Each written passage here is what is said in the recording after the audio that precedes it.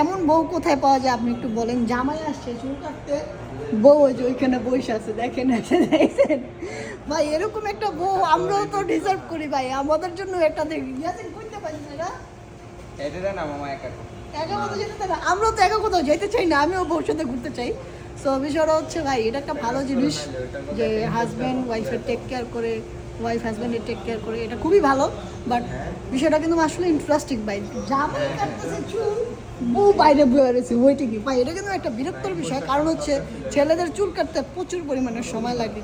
But মামা একটা জিনিস ভালো হয়েছে, কেন সাথে করে না নিয়ে আসলে বাসায় গেলে অনেক প্রশ্নের জবাব দিতে হইতো। যাক, এই সময় তাহলে ভালো হয়েছে না? ভাবতো যে এত লেট হয়েছে চুল কাটতে, তার মানে অন্য জায়গায় তাহলে ভালো একটা জিনিস শিখলাম, এরপরে যদি আমি বিয়েও করি আমার বউরে এরকম বাইরে না বসায় রাখতে হবে। আমি তো এইভাবে তোরে শাস্তি দেই, নিয়ে যাই সব জায়গায় নিয়ে যাই। চল, কোনো জবাব দিয়ে হবে না, না? কোনো জবাব দিয়ে হবে না।